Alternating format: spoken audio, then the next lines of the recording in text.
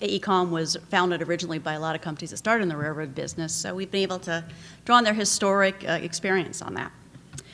So the reason we thought this would be good, we thought it'd be an interesting topic. There's a lot of unique aspects to this railroad, and we'd like to inform you on some of the challenges on it and how we overcame them, and give you the outcome should be a little understanding of this railroad, a few lessons learned that maybe you'll be able to use on some of your atypical bridge inspections. So I'm going to go over a little history of the railroad, the operations, our planning, and then the bridges themselves. I'm going to tell you a little bit about the railroad. It is located in Skagway, Alaska, which is in southeast Alaska. So for those of you who are familiar with Alaska, it's it starts in the area just between Alaska and Canada. The railroad starts down at the water level, and it makes its way up through the White Pass, going up almost about 3,000 feet until we get into British Columbia and the Yukon territories. So it's kind of an odd area to get to. So it's a narrow gauge railroad. So for those of you guys aren't familiar with railroads, usually about 4'8" is a regular gauge. This is narrow, about 3 feet. Steep grades, 4% is really high for railroads, and tight curves, about 16%. And we had a lot of structures out there. We have tunnels, culverts, and over 20 bridges we were looking at. So it was built for the Klondike Gold Rush, the Yukon Gold Rush. It was a multinational episode to build it. I'll get into a video to watch on that. And this was not just a railroad, though. This was a fully integrated transportation company. You went up there to go mining, you got on the docks, you went on their railroad, you go to their hotels. They took care of you. They made the money off the miners. Our next railroad was built to feed the great gold rush of the late 1800s in the Klondike in Canada. Though it's located in one of the most remote areas of North America, it still draws more passengers annually than any other tourist railroad. To ride this train, we head to Skagway, Alaska. The town is located at a narrow glaciated valley at the head of the Taya Inlet on the south coast of Alaska. If you had just one word to describe the experience of riding on the White Pass and Yukon Railroad, you probably couldn't do it. This line is on an exclusive list with the Eiffel Tower, the Panama Canal, and the Statue of Liberty as an international civil engineering landmark. Few people thought it could ever be completed, but starting in 1898, the builders blasted their way through this mountain range in just over 2 years. Along the way were sheer overhangs of granite, grades that were thought impossible at the time to build, bridges and construction that was in today's world would be take $1 billion to do and probably 10 years to build. Not to mention severe winter weather. About 35,000 unskilled workers were making history building this line, but what they really wanted was to be making a fortune. Greed does strange things, and gold was the main point because the people that were working on the railroad, their ultimate goal was not to build the railroad, but get to the gold fields. It's just fantastic to go through some of the areas that 100 years or more ago they're searching for gold up here, and listen to the stories that they tell. It's really been unique. The trip carries you 800 feet above the Skagway River, near the original trail of the Stampeders. When you look at the trail, especially back up there when you saw the trail that's only 2 feet wide, that the gold miners walked up with all of the gear on their back, it's hard to believe that people made it. You know, I hadn't really realized till I saw it. The White Pass and Yukon chose narrow gauge, which was cheaper and better able to adapt to the contours of this beautiful but unforgiving landscape. When the bottom fell out of the metals market in 1982, the White Pass and Yukon shut down. Many thought it was the line's last gasp of smoke and steam. In 1988, we started for tourist operations. So the folks are going out there, we've got constant people. This town of like 800 people goes up to about 10,000 people. So we're inspecting these bridges because they're closed during the winter, dealing with a lot of people coming in and using these railroads for what they're being used for, this authentic railroad experience. And being that is their bread and butter, safety is paramount to our client. So a couple of regulations for those of you that aren't familiar with railroads. They're controlled in the United States by the Federal Railroad Administration. in Canada, by Transport Canada. These two regulations are very similar, and like federal highways, they require inspection once a year, but a little different. So the inspection procedures are, basically it's for the railroad. These are private companies. The railroads know how their bridges are best inspected, so they develop their own inspection procedures, and they're required to abide by those. So when we were updating their procedures, we decided to look at, what's best suited for this railroad, of course, the line class, how much traffic they get, the vulnerability. You've got, not just earthquakes out there, you've got rock slides, you've got avalanches. So some of the things we considered. This is a very well-maintained railroad. They do go out every year and do what they can to maintain as best they can. A lot of the bridges are newer. They've been rehabilitated or replaced in the last 20 years. But there are potential for environmental impacts. Extremely challenging terrain. If you look at that backhoe on there and limited access, you can kind of get an idea of that narrow gauge and what equipment we can use to get in there. So one of the changes we made there was the type of inspection. The railroad in the past had been doing a topside inspection. As you can see on some of those videos, it's hard to get to the lower areas.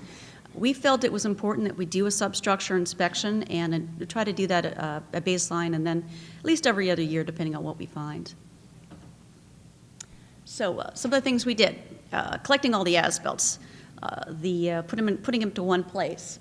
We had to look at the details. I guess we can kind of still say fatigue prone, but fracture critical, and there was a lot of unique details there we thought would be important to kind of keep an eye out and look at those. Identify those ahead of time, and also to create some as-founds. We did a lot of those old bridges didn't have plans. Someone else had mentioned that. You've got older structures, no plans. So we created some as-found plans. Put together some reports, and I've been putting the next slide. Plans together, scheduling. It's with that many people and that many tracks going through, it's important that we have a plan for each day of which bridges we're going to go to. There's not a lot of siding track out there. So when you're out there, you try to get as many bridges as you can, and you have to clear the tracks before the trains come through. So access. So to get to these, again, narrow gauge, single track most of the area. We ride on what's a motor car, which they call a Casey or a KC. I'm never quite sure if it was Kansas City or Casey Jones. If anybody knows that, let me know.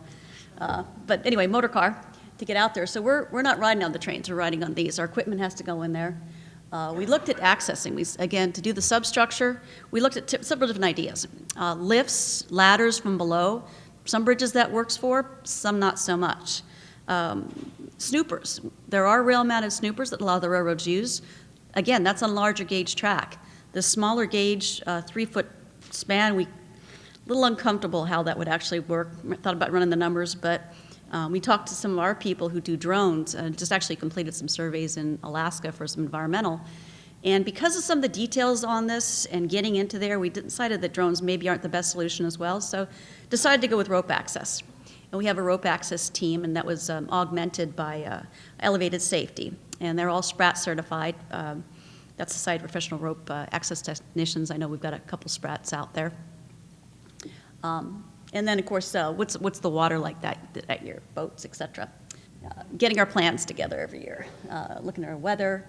This is controlled track. For those don't know controlled track, that means they're all the railroads and everybody in constant communication with the central station. So at every time with our communications, we know where the trains are. So that's helpful, kind of give us a little time to get ready to clear the tracks before the trains come. We try not to mark what the public can see with anything too permanent, so chalk was good. And then get prepared out there for tourists and locals alike. The bears are out there. So we like to start early in the season. There's less tourists that time. Starting from the north, practical. Getting our work permits through Canada, we have to get those, make sure they're in order. Getting our transport together. To get to this area, you got to go to Seattle, get to Juneau. From Juneau, you take a small plane to get up to Skagway. You got crew, you got equipment. You got to make sure you got hotel rooms that time of year. You got to make sure the commuter planes are available. So a lot of planning on that and get our teams together. So I'm going to go over some of the bridges now. So in Canada, we have to drive up the Klondike Highway to get there. Less rail traffic, I mentioned that, but it can be colder up there, and it can freeze and snow. Getting in and out of the border crossings both ways can be challenging. First bridge here we have up in 67A. It used to be a swing truss, but actually it was redone back in 2001. If you can't really see it right now, but down below there, it's actually the rails are running on simple spans, actually continuous spans. So it's more for show. But we did have to look this to make sure that it's nothing that's going to impact the public that would fall down, even though it's not a structural member anymore. Another challenge on this is the water level. This used to be a bridge that was used for miners to transport across, but the water levels can change a lot.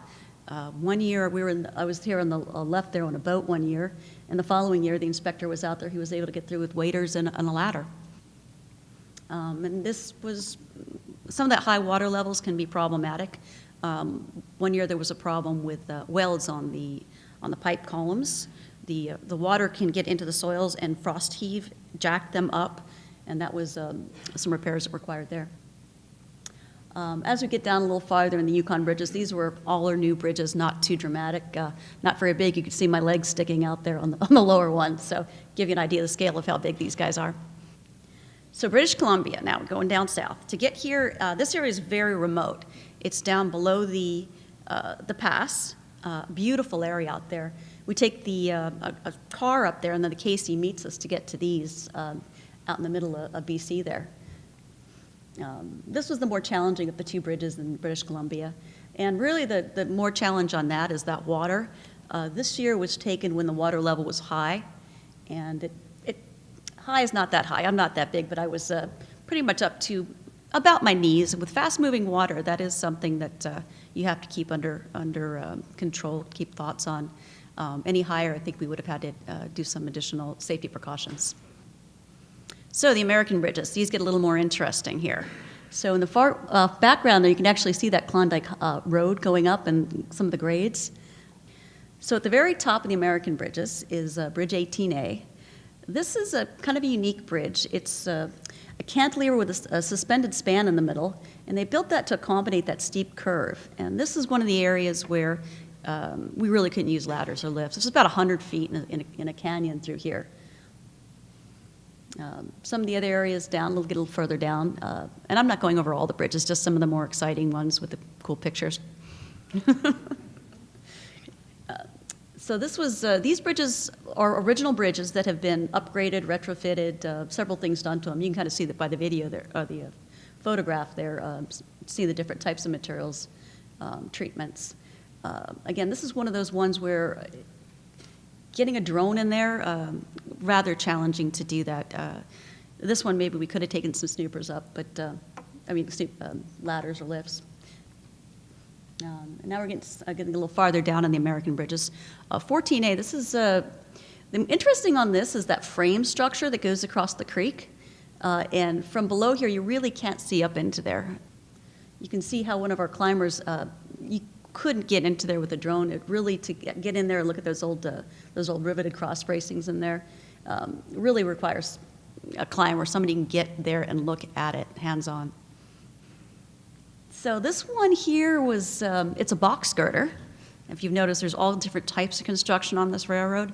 And the boxes themselves weren't that interesting. What's interesting is that that center bent is actually built up into the slope. Those piles are braced into the slope. Our climbers are able to get down there and take a look at them. There's no way that we could do that. This is a very steep canyon. 7A, the more interesting on this one is the outrigger stabilization. Again, that's one of these original bridges that we had to augment with some as-found information. 5A, this is not too old, 60s. Interesting thing about this one is that just south of this area, there's a railroad stop.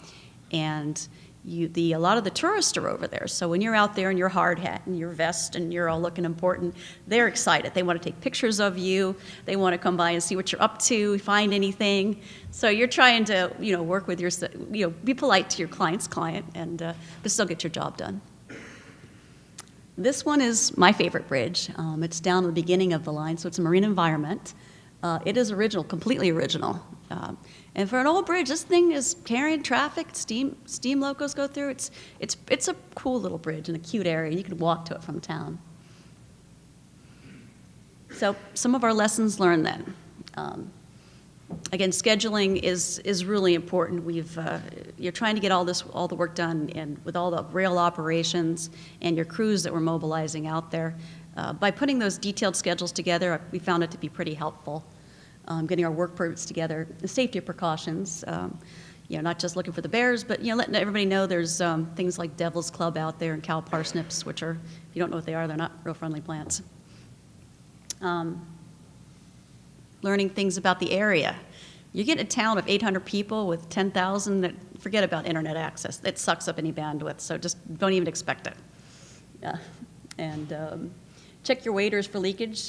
One year in that busy creek there, I filled up a leg, and that was not fun, dragging that thing around. And again, be friendly. These are our clients out there, so we want to make sure that we're always polite to them. We wave at them when the train goes by in our hard hats and vests. So some of the successes we've had, we were able to update our inspection program, did a baseline substructure inspection, collected all the old plans. Now we've got as much as we could collect from as-founds and existing data, all organized for the railroad's use in the future. We were able to identify some areas for repairs to enhance the safety of the railroad, and we loader rated all the bridges. And one of the nice things about this client is a lot of these people have been working on this railroad for many, many years. Their operations manager is a professional engineer who's second generation on this railroad, and their history really helps us a lot on that. And they help us to keep their trains going. So I kind of rushed through that, but I will, next slide, I guess last slide. I have a little video, but do we have time for it?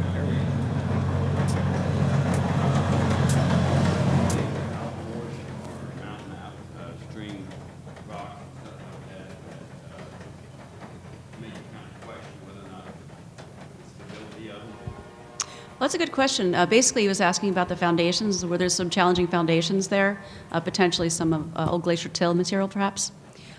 Most of the railroad, as it's climbing up through the American side, is built into the rock. So they're more stabilizing into the rock. When we get up to Canada, that's when we're in a different type of foundations up through there. Those bridges are smaller, shorter spans, so less of a challenge on foundations. But when you get up to 67A, some of those materials would be one of those that of concern. Again, the frost heaving, some of those type of materials, not a geotech, but the way I understand it is the waters can get absorbed into the soils on that type of material. It can freeze and literally push up the piles.